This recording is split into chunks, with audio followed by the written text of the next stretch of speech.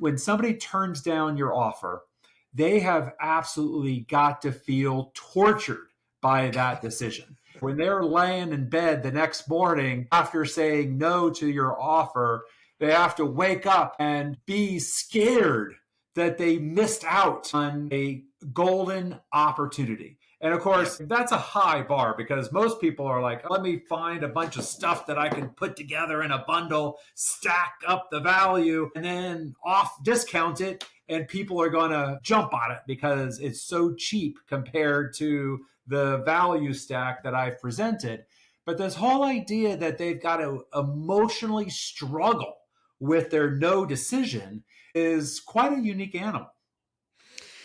Yeah, so I kind of got into this. I was first tipped off by John Carlton, who is a brilliant copywriter and advertiser and one of the legends of the game. And I forget whether it was a video of his I was watching or a conversation I was having with him. But what he said was, you need to orchestrate a scenario where if somebody says no to your offer, they're tortured by their decision. Because if they go to bed at night and the wife or the husband is laying next to them and they're asleep and they're like staring, at the ceiling, just going over, should I buy, should I not buy, and they're analyzing, the pros and the cons. What is being created there is discomfort. It's stress. And the mind always gravitates towards things that are not painful. So if you can orchestrate this scenario where someone is tortured by their decision to say no, then what happens is that pain, that discomfort must be resolved. And therefore, even if they say no to your offer upon impact or upon first seeing it, if your offer can orchestrate this scenario where it's just playing heavy, weighing heavy on their mind, and they're tortured by their decision to say no, should I have said no? Should I say no? Oh my God, what if I lose out on this? Blah, blah, blah, blah, blah. What happens is the mind gets into this state of suffering, and the mind doesn't like to suffer. So if you can create this scenario where this mind suffers, there's an extremely high likelihood that that person is going to wake up tomorrow morning and buy. Because the only way to get rid of this discomfort, the only way to get rid of this pain, so to speak, get rid of this stress, this anxiety, this fear of losing out, the only way to resolve that is to go and buy your product. So it's a very, very important tactic to, manifest in great advertising is this experience where if somebody is on the fence, that they're tortured by being on the fence, or if they say no, they're tortured by deciding to say no, because 99% of advertising doesn't leave a mark on someone. Mm-hmm. It doesn't leave a mark. No one is thinking about it an hour later. No one is going to bed with it. And what that means is that your advertising is just not powerful. It's not gripping. It's not magnetic enough. It's not potent enough to leave this frustration in the heart and in the mind of the prospect that has come through it. The question then becomes, well, yeah, that's great conceptually. Make sure your prospect is tortured at night by, your offer. But how do you actually pull that off? How do you manufacture that? How do you manifest that? How do you create that kind of dynamic? And like everything in advertising, there's layers to it. But we can talk about the macro layers of how to put this whole thing together. So there's three kind of aspects to this from a macro level. So number one, it's about having a killer offer. If you don't have a killer offer, no one even cares. So how do you create a killer offer? So the way that a lot of marketers create offers is very diluted and very weak. They just try and create this scenario where they give a lot of value and then discount it, and then there's this huge savings. So you can get this, and this. It's all worth $10,000 and you can get your hands on it today for $500. And it's this $9,500 savings. It's a very, very limited understanding of what a great offer is. And the reality is someone who really needs something, someone who has an urgent problem, is dealing with a powerful dilemma. They're not really looking for a discount. The discount is really the cherry on top. It's not the whole enchilada, so to speak. So in any case, more people are going to say no to your offer than will say yes. What's a great, amazing conversion rate, on cold traffic? 5%. That means 95% of people say no. So a lot of the times what marketers and advertisers do is they create their advertising in a way where they're trying to get the most amount of people to say yes. But you're really only targeting the 5% there. What about the 95% that say no? So if you can flip the script and change the perspective on how you create offers from trying to give people stuff that make them say yes, if you can flip the script to target the 95% of people that say no, if you start to ask yourself these questions and ask the market and ask your prospects these questions, why are you saying no? Why would you refuse this? What is it that would cause you to not want to buy this? Well, if you create your offers to not just get a yes, because getting a yes is important, obviously, but if you create if your offers to not get no's, then your offers will become infinitely more desirable. They'll become infinitely more effective, and your conversion rates will go through the roof. It's the concept of the mafia offer from the Godfather movie. Let me give you an offer you can't refuse, and it's in the book there. So a mafia offer is an offer you can't say no to. It's not an offer that you have a desire to say yes to. It's not an offer that you really want. It's just that you can't say no, which is a very different, beast entirely. So if you sit down and you identify all of the reasons why someone would say no and not buy your offer, and you develop your offer in a way that overcomes all of those reasons to say no, then your offer is going to be impossible to say no to. So rather than throwing a book and a course and this and a that into your offer to try and create this huge value, your offer is structured in a way where it's designed to overcome all of the reasons why someone would say no. So then you have a mafia offer. You have an offer that's impossible to say no to. Shift in thinking, profound improvement in the conversion rates of your offer. So the first thing you need to do is you need to create an offer that's impossible to say no to. You need to create a mafia offer. You need to identify all of the reasons why someone would say no. And then you need to develop solutions that overcome those objections before the prospect even has the chance to raise them in the first place. That's element number one. Element number two is you need to be able to position this offer as better than everything else that's out there. Because in the modern world of marketing and advertising, we're very rarely, if ever these days, dealing with someone who is a brand new prospect. Someone that has never bought anything, that has never shopped around, that doesn't have any experience in terms of a solution.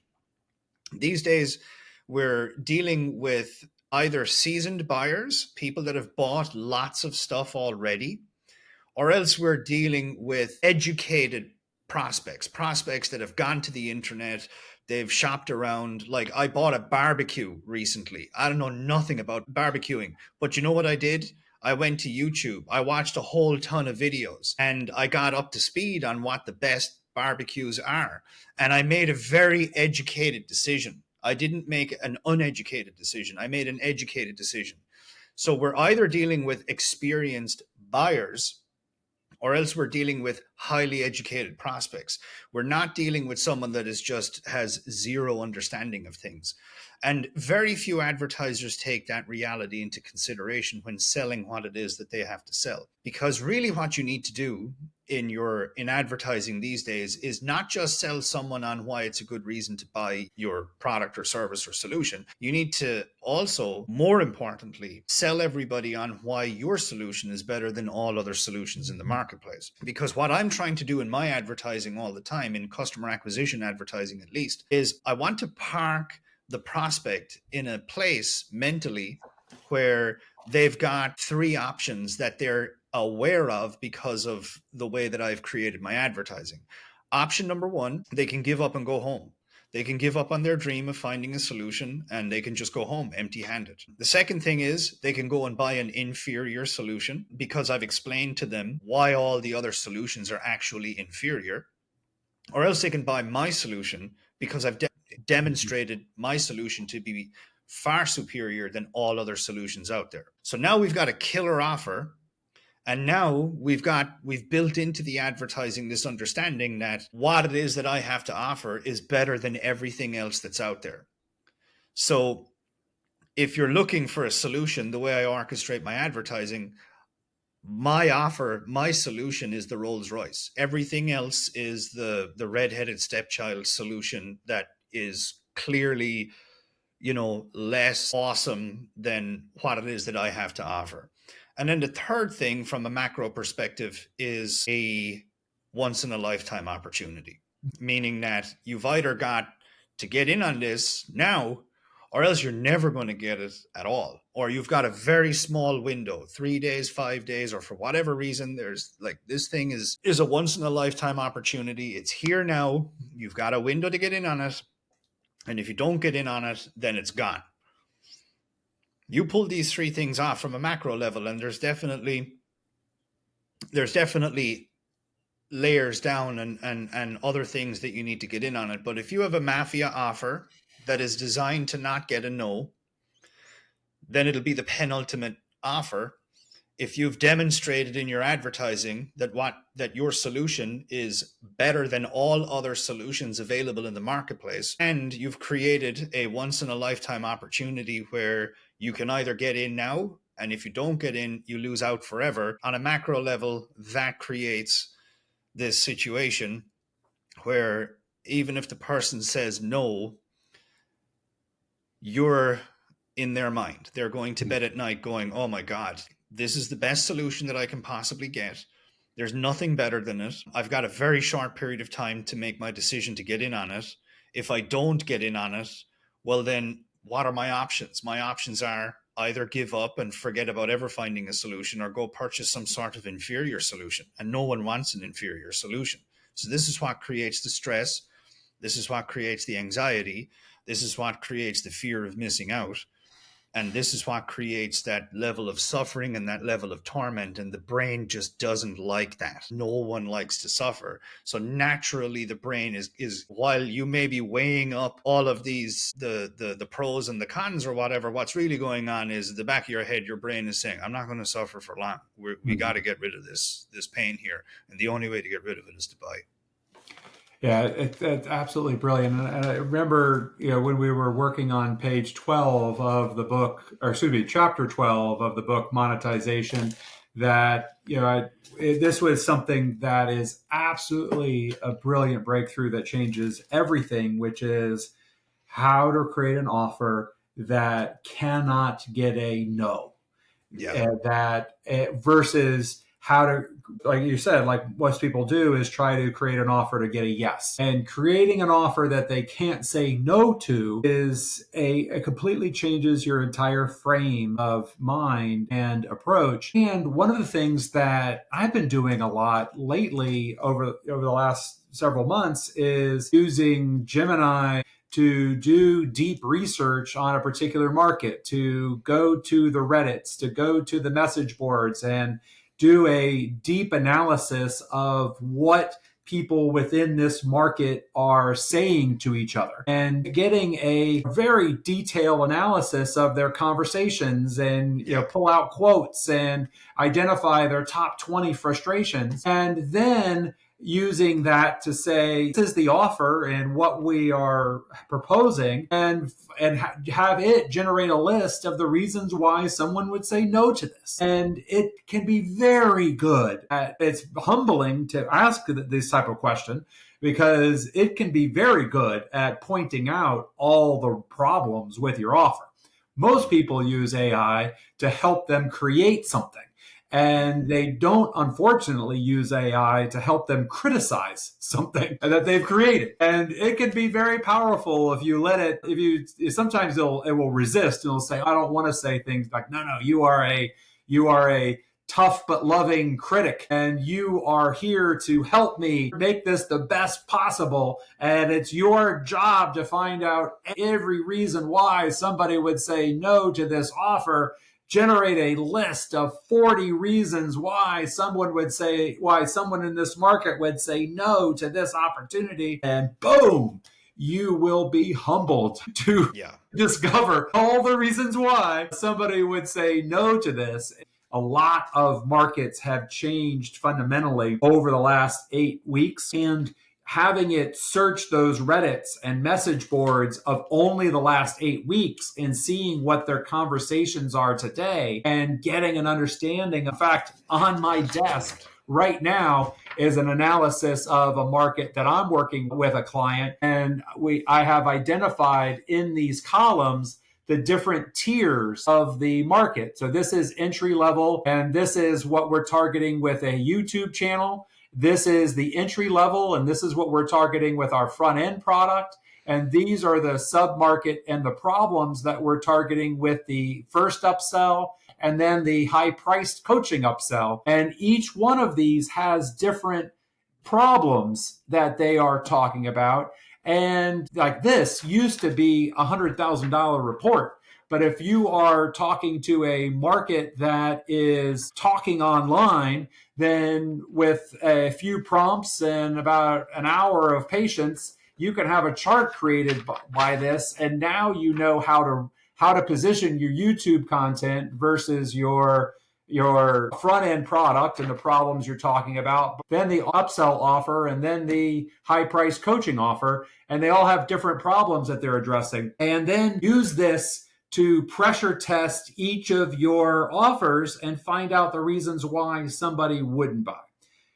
So, Caleb, one of the things that occurs to me as you were talking about that I didn't hear, and I would like to get your take on, is that you talked about the crossroads close, which is you could do nothing, you can make another choice, or you could choose to follow my offer. And one of the key things of that is it feels safer to most people to do nothing.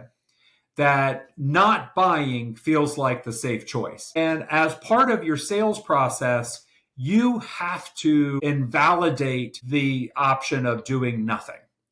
And you have to undermine the entire status quo, because if it feels safe standing still, then it's going to be very hard to sell against the safer option.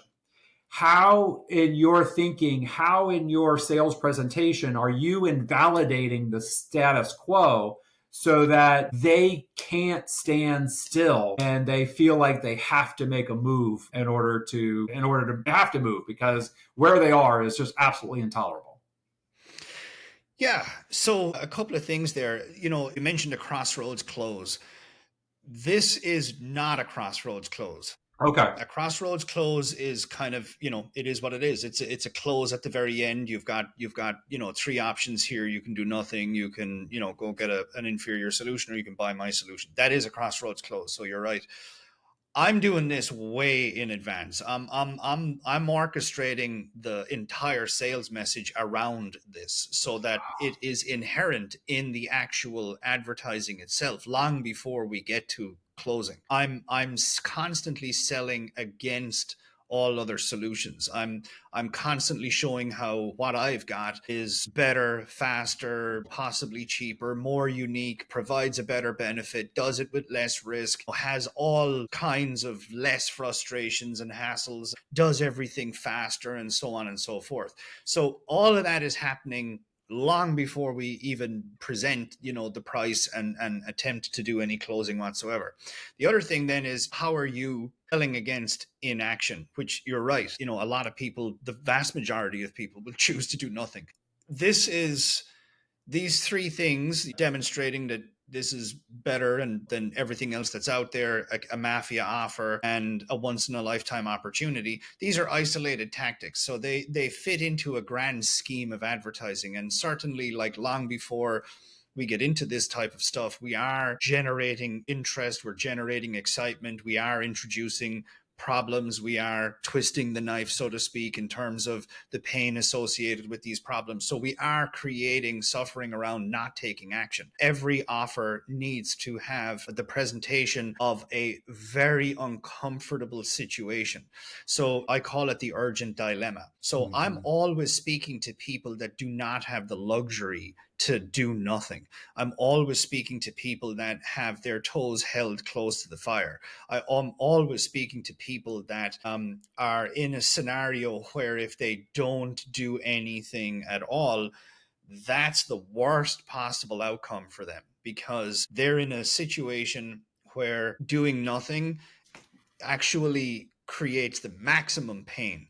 And this is a topic that is a big topic, but I have always found that if you talk to someone that is dealing with an urgent dilemma, they're in a situation where the problem is getting worse day by day, but they've tried everything and nothing has worked, and now they're cornered, they're in this rock and a hard place.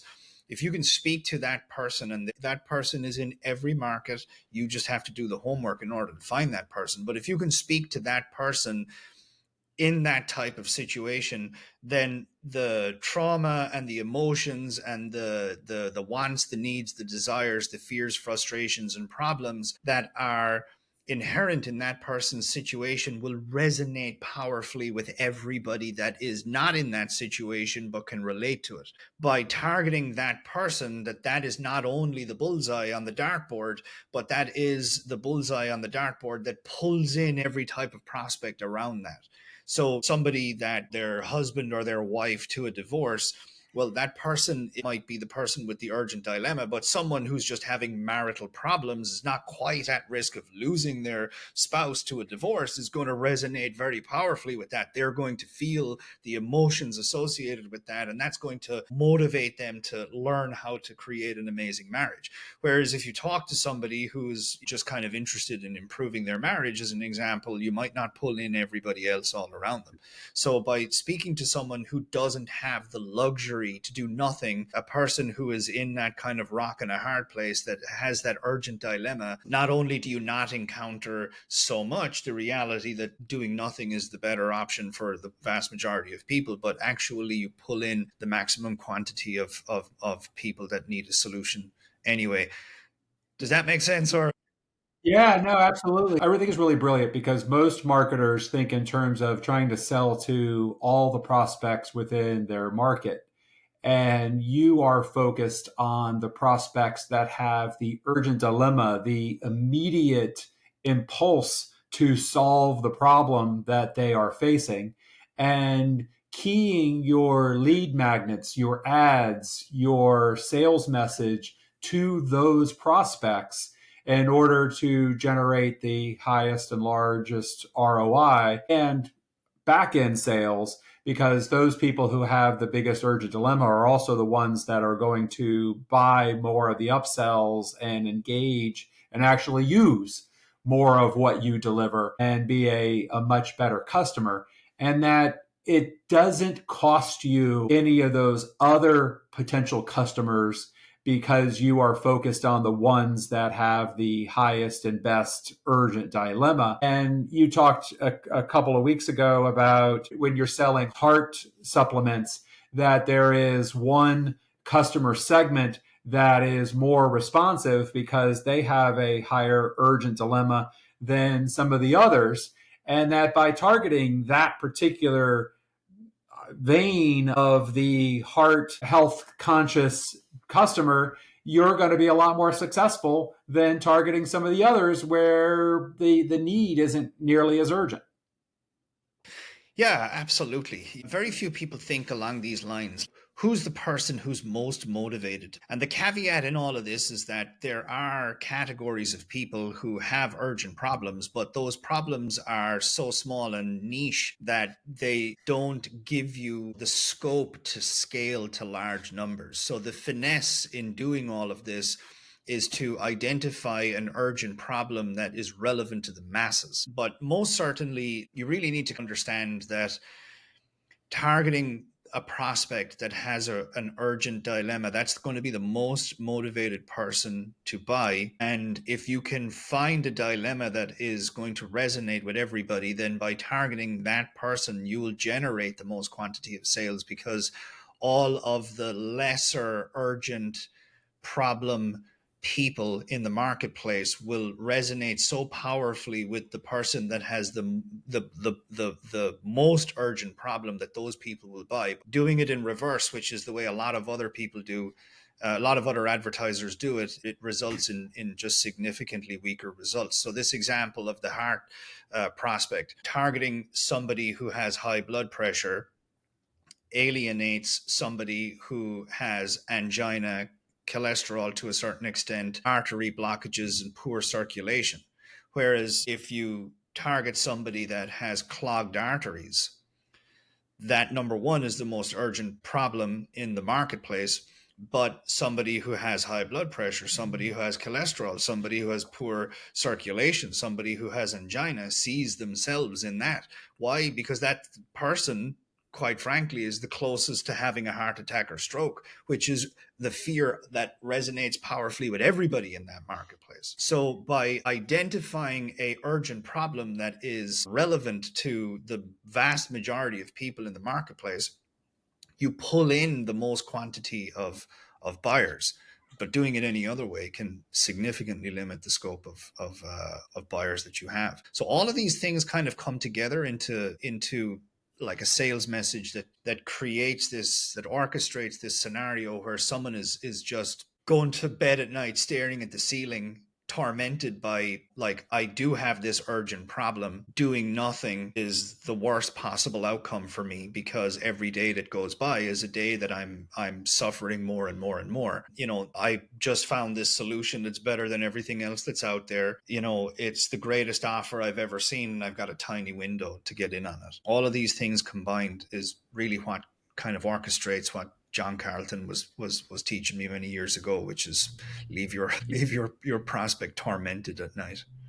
One of the other pieces of the offer that I haven't heard you talk about today, but I've heard discussed before, is that a lot of the reasons why they wouldn't buy could be really related to them and their prior experience buying things and maybe not using it, or trying to use it, it didn't quite work, or they got busy and they didn't get around to actually implementing it, or they bought it and they discovered that it really didn't quite live up to its promises. It kind of fulfilled on what they said to do, but I remember my first business opportunity they ever bought back 35 years ago. It was all about how to get paid to read books. And as it turned out, you were creating book reviews. And of course, before you could get paid to read books and create book reviews, you had to get customers for your book reviews. And so it really wasn't getting paid to read books. It was really an offer to get paid after you sold yourself as a book reviewer, got some customers to hire you as a book reviewer, and then you could then read books, and presumably once you got those customers, actually get paid to read those books and write up reviews. So the promise, get paid to read books, wasn't quite fulfilled with the actual product, because there were a whole lot of steps before you got paid to actually read the books. And so, but those sorts of experiences of other products and other promises that, yeah, but really it wasn't what it was said, all that weighs on your prospect as he or she is making a decision on whether or not to buy this. And all of that relates to their past experience, past history, past disappointments, past frustrations that have nothing to do with what you're trying to sell today. How do you address that history in your offer in order to make it so that they can't say no, even related to things that have nothing to do with you? This is an excellent question, an excellent topic. Along this vein of questioning, you're dealing with two prospects. You're dealing with a prospect who blames every other solution that's out there for his or her failure. That's person number one. Or else person number two is the person that blames themselves for not getting all of the benefits from all of the previous types of solutions that they have invested in the past. When you're dealing with someone who is a seasoned buyer, you've really got to do two things when you're dealing with someone like that. You gotta overcome these two realities. A person that blames all of the other solutions for failure, and then a person that blames themselves. So the first person that blames all other solutions, what you need to do there is you need to make sure that your solution does not look like, smell like, taste like, or in any way resemble anything that's ever gone before it. You've got to distance yourself. There needs to be all of that stuff and then your stuff. Clayton Makepeace was someone that I learned a lot from along these lines, but he got it from, I think it was Al Reese and Jack Trout, or someone talked about how you need to have a different ladder. It's like the 7-Up and Sprite versus cola. You can't just be another cola. So they just went off and invented Sprite, which is like something, it's like completely different. It's like there's cola and now there's this other stuff. You need to do that. You need to make sure that the way you position what it is that you have to offer gives your prospect no frame of reference to anything that they've purchased in the past. So that's a lot got to do with positioning. It's a very, very important job that you need to be aware of. You need to, there's this huge understanding of what are the problems to be solved when selling. That's a huge topic, because you can't just jump in and start selling, because if you don't know what's going on, if you don't know what the issues are in the marketplace, then how are you going to be able to navigate the journey to getting someone to buy something? So yeah, if you are dealing with someone who's bought a lot of products and hasn't gotten the solution, then you need to make sure that the way that you present your solution is, yes, better than everything else that's out there, but also not, it can't even be the same thing. Like in the supplement space, I'll give you a little trick that we used to do, and it was brilliant. It just worked so well. So we were in the health supplement space in direct mail, very, very crowded space, very, very crowded, very busy marketplaces. And all of the types of supplements that were being sold, they were all like the ultimate high blood pressure solution. And they were all names of products that tipped the reader off to the fact that this is a health supplement. And what we started to do was we started to name our health supplements like they were drugs. And rather than calling them health supplements, we started calling them pills. And just this one differentiation between what everybody else was saying and how we were positioning our products resulted in massive increases in conversions for us.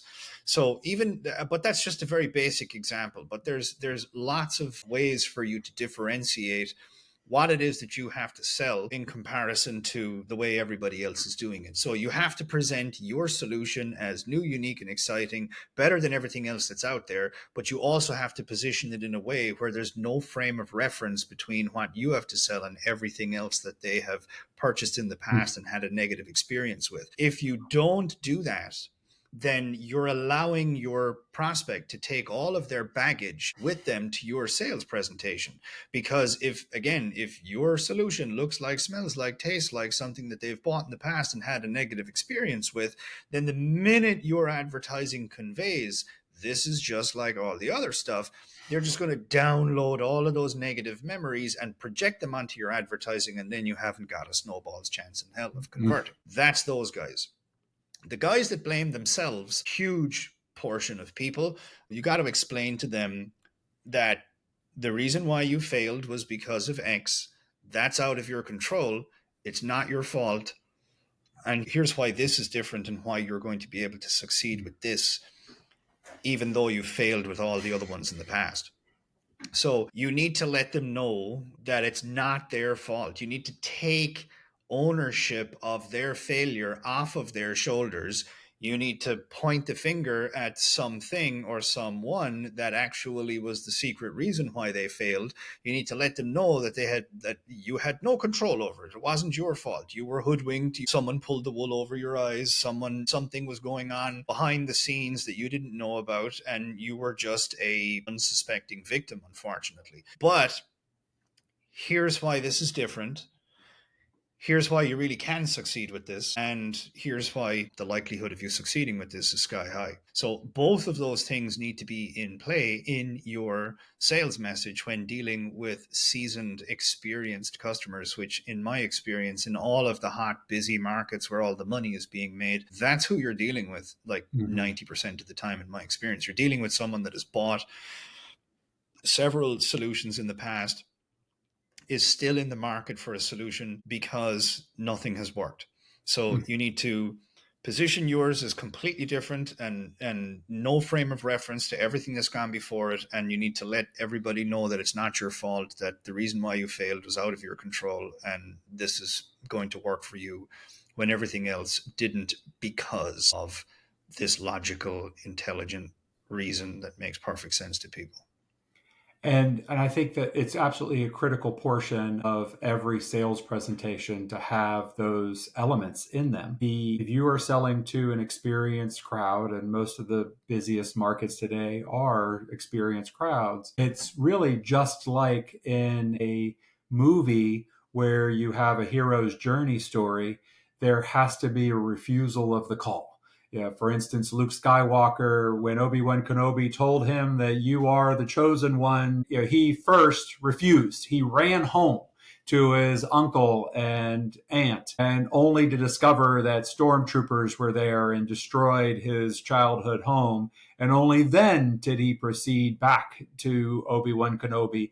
It's an essential piece of every hero's journey story, is that refusal. And there are several of those elements within a hero's journey story that it just doesn't work without it. And within a sales presentation, having the reason why it's not your fault that you failed in previous times, these were these things that were holding you back. And because this is new, unique, different, never been seen before, that's not going to be an issue, because you're going to have finally what you need to be successful and solve this problem, because you didn't have that in all the other things that you may have experienced in the past, has to be part of a presentation in order to make it a mafia offer that is going to have maximum conversion that people can say no to. Otherwise, it's going to be very easy to say no to this. Yeah, you have to relieve people of these reasons why they're going to say no. You have to, and this all kind of does come back to the offer, in the sense that, like, this is not this line of thinking, which is like identify all the reasons why someone says no and overcome them. It's far reaching. It goes beyond the offer. It's woven into everything from the get-go. Like, there's a great advertiser out there, and he specializes in webinars, and his whole approach to webinars is he just gets on and he just overcomes objections one after another, after another, after another. He gets on and he's like, hey guys, welcome to the call. I know the very first thing you guys are thinking here is that, oh my God, not another webinar where I'm going to learn nothing. It's just going to be this huge pitch fest. And literally he just goes straight into overcoming these objections. And the whole thing is just one objection after another. And now I know the next thing you guys are probably thinking, after I say that, I know exactly what you're going to say. And off he goes into the next one, and the next one, and the next one, and the next one. And he's just overcoming these objections one after another, after another, after another. So the whole sales message, there's many layers. It's like a cake. There's many layers. Like, there's many sales that are going on, and one layer is consistent, relentless objection handling. And you need to understand what those objections are so that you can weave these things into the sales message. Because if you do not, those are the reasons why people say no. Even if you've got a breakthrough sales letter and it's converting 5% or something, 95% of those people are saying no. Why? It's all the more obvious if you do webinar marketing. Because if you have 500 people on a webinar, 2 hours in, the presentation is over, you have 150 people on the call that haven't bought, but they're there and they're listening and they're not getting off the call. So why are they there? They're there because they are interested, but they're not buying because there's something holding them back. And what we used to do in our webinars is we used to just say, guys, there's 150 of you on the call. You're here but you haven't bought. So how about you tell me, why haven't you signed up yet? What is the reason why you haven't signed up yet? And just one by one, just overcome these objections. Because that's the reason why people are not buying. They're not buying because they're like, I want this thing. It's cool. It's awesome. Not going to buy because of X. And your job is to overcome these objections. And the more you do it, the higher your sales conversions are going to be. And the less you do it, the lower your conversions are going to be. And the two that you just mentioned here is huge. I blame all the solutions I've ever bought for my failure. And I'm not going to buy because this looks like, smells like, tastes like this, all the solutions I tried in the past and had a terrible experience with. It's a massive objection. Or else, this sounds amazing. I'm not going to buy because I just don't believe that I have what it takes to get the result that I'm looking for. I don't believe in myself. And you've got to address those, especially in experienced markets. If you don't, then those are huge objections. Those are massive objections. And if you don't address them, then believe me, there's a massive chunk of people that are watching your sales message that are not buying for specifically those two reasons. Those and a dozen more. It's fascinating when you look at old infomercials for P90X, or you look at things for Tony Robbins courses, or things that were in the news during the height of the infomercial.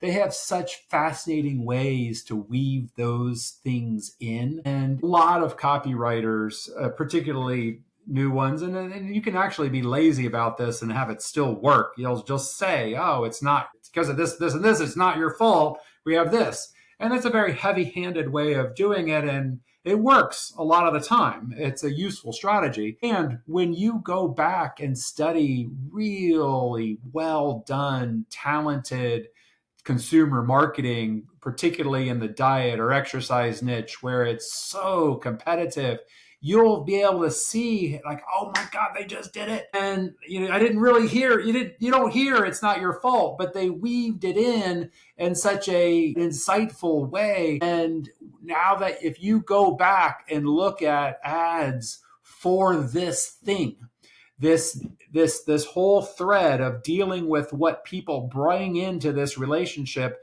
and either are going to pattern based on their past experience onto and project onto you what they've seen in the past, or blame themselves, those two things, you'll be able to see how those are just absolutely expertly weaved into all kinds of promos that you're seeing. And my goodness, being able to create that offer, the mafia offer, take a look at chapter 11, 12, and 13. Actually, very, very early in the writing of monetization, we had a 30-year experienced copywriter reviewing a lot of the manuscripts, and he was like, I've never seen this mafia offer stated in this way. This is absolutely breakthrough stuff, and it is. And if you don't have a copy of this book, I absolutely encourage you. You need a copy. It's going to completely change your perspective. And if you want more monetization strategies and tips, jump over to monetizationresearch.com and sign up for Monetization Daily newsletter. Will bring you monetization strategies. And if you have questions about your own offer and how you can create a mafia offer with your business, drop them down in the comments below.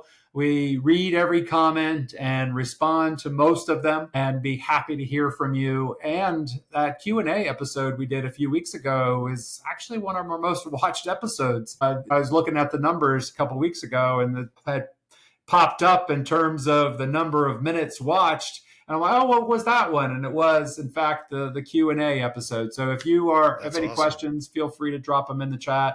Like, subscribe, and we can't wait to see you next time on the Monetizer Show.